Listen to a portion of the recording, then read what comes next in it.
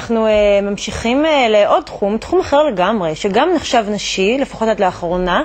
ריקוד על עמוד היה ענף ספורט עתיק, הרבה לפני שהחשפניות שאלו ממנו את האמות לריקודים. בשנים האחרונות חזר הענף הספורט הזה, והמתאמנים בו אפילו משתתפים בתחרויות בינלאומיות. גם אצלנו בארץ יש מי שגילו את הטרנד החדש-ישן, שהיום הוא כבר מזמן לא נחלתן של אנשים בלבד. על כך בכתבה הבאה.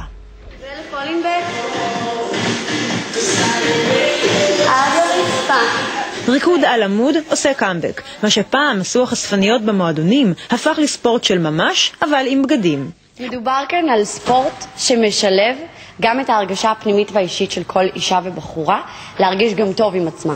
עולים, יעלולה.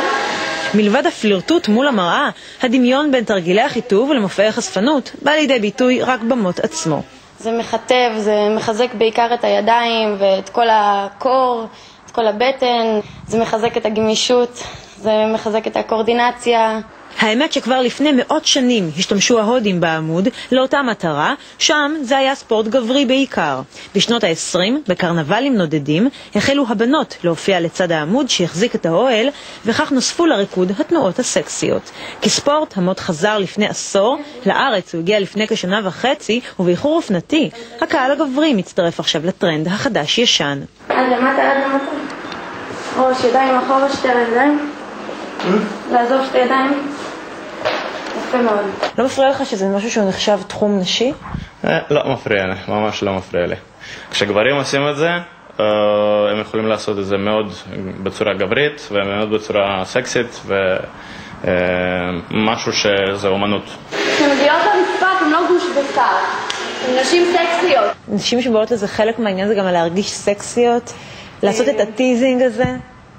כל ריקוד, זאת אומרת, יש הרבה סוגי ריקוד שהם סקסיים, ומי שסקסית נראית סקסית גם שהיא עושה ספונג' לאו דווקא שהיא עולה על העמוד. זה שיעור, בטח השיעורים הראשונים עם סימנים כחולים, אין מה לעשות, אבל זה מין כאילו סימנים כחולים שהשגנו בדם ויזע, זה כמו פזם כזה. פוינט. קל לך להגיד! למרות הפחד להתרסק על הרצפה, בדקתי בעצמי מה מקור ההתלהבות. יפה מאוד. קריירה חדשה.